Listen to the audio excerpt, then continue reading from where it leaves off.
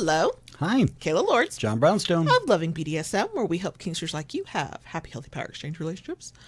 This week, we are answering a question from a plus-size kinkster who wants to make sure if they let it all hang out that they're not the only one. Okay, let's get into the question. Okay.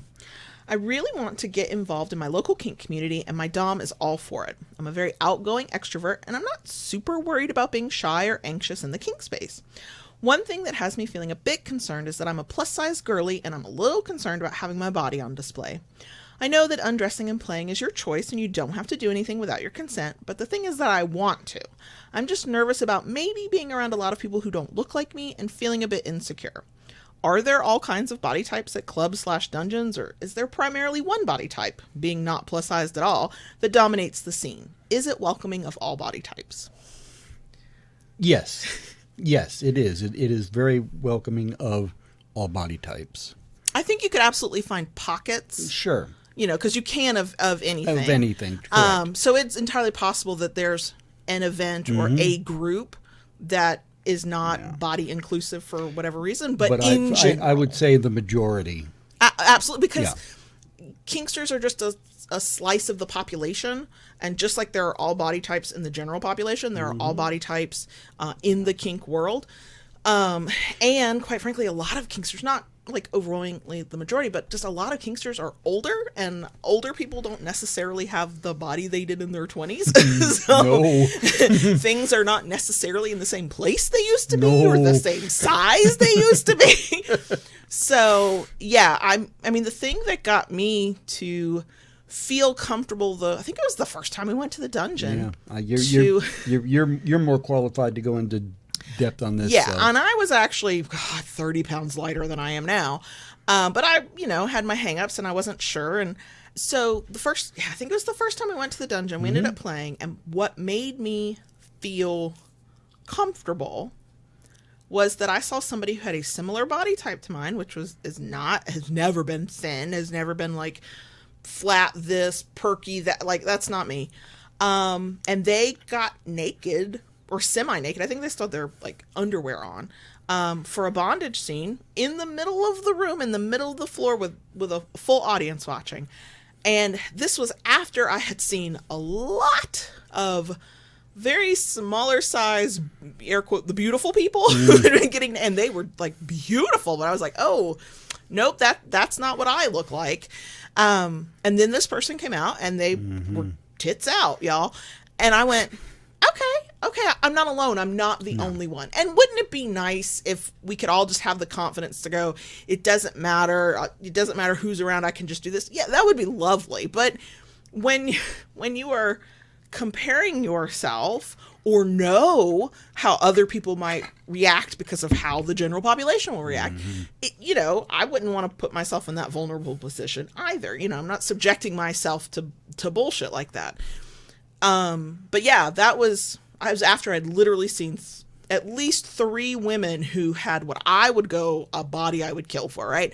And had been feeling a little shy. Then here comes this person who's a body type like mine and just does her thing. And I'm like, hot damn, I can do my thing too. And since that first trip to a dungeon, I have, quite frankly, only gotten bigger. The body has only changed more. And I personally have never been in a kinky play space where it was all just one type of body or person. Quite frankly, in the spaces we tend to be now, they actually tend to be more plus-size bodies than smaller bodies. In a good community space that is well run and well managed and has good clear boundaries and security measures and all that, nobody cares when there's a lot of different body types. Right. Is it possible to come across a space that's not like that? Yeah, it is. So what I would recommend is hope for the best, plan for the worst. If you're going to go into these kink spaces, you already know you don't have to get naked. You don't have to do anything. That first time, you go in with the plan that you're going to observe and get the vibe. And if you feel good about what you see, then go do your thing. Lola agrees. And if you happen to be in a space where you're like, I don't like this vibe, I don't want to take my clothes off here, then you know that space just isn't where you need to be to play. Right. But yeah, those air quote perfect bodies are all over the kink space. But there are so many of us who just look like sort of the regular people that you go to work with, or, you know, you see in the stores. Like, we are a cross section of humanity as a kink community. And so you get all body types. And as long as the space makes you feel welcome when you walk into it, then it, you know, do what's appropriate for the space and that makes you feel good. You know? Is there anything you would add to that? I don't think so. That pretty much covers it. You know, I mean, yeah, the kink community for the most part is very diverse. Yes. And, you know, I always like to caveat that to say that there can be some spaces where inclusion and diversity has not been, what's the word I want? It has not been prioritized. Yeah. It is entirely possible for a part of a community to make other people feel unwelcome. From a munch standpoint, we've experienced that. That was a weird moment, too. It was like, don't you want to grow? But okay. So, yeah, that's why I say wherever space, party, dungeon, whatever you're thinking of going to, go with the idea that if it's right, you'll do your thing. But you walk in and get the lay of the land. Look around. But don't be fooled. When we went that first time, we got there early, like right when they opened, because we knew we couldn't be staying out till 2, 3 in the morning.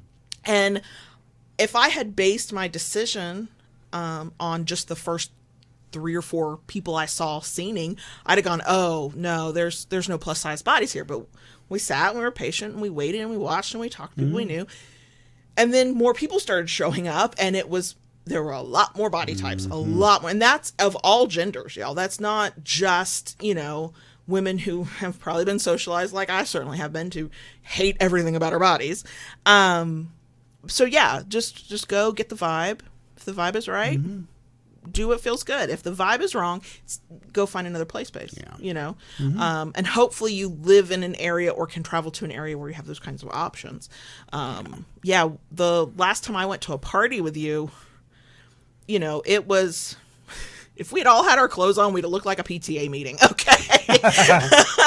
Yeah. I mean, it just, you know, whatever that's a good, porn or erotic images or whatever, you know, medium you've seen kink stuff in, you know, whatever that airbrushed black and white image is in your mind, yeah, sure, it can be, but that's not really the majority. That's not everybody. Not generally. So yeah, if it's the right space for you, you'll know it. You'll feel it. And definitely don't feel like you have to, just because maybe that's the only space or the only place you can get to easily, that you have to do anything that makes you feel uncomfortable. If you don't feel welcomed in the body you live in that space, then try to find another space. Absolutely. Okay. If you are a plus-sized person who has gone into kink spaces and positive or not so positive experiences, share if you feel like it down in the comments below. I know my experience has been overwhelmingly positive. I was able to embrace my exhibitionist side with no problem. I was never an outlier. Even if I had been, I've never been made to feel bad about how I look. But I know that's probably not true for everybody. There are spaces that are not great. So let's talk about it in the comments below. If you enjoy this, we love a thumbs up. If you like it enough to want to come back for more, please consider subscribing. And go ahead and ring the notification bell to get updates and new content. Lola agrees. Yes, she does. just do what Daddy says. Life is easier when you just do what Daddy says.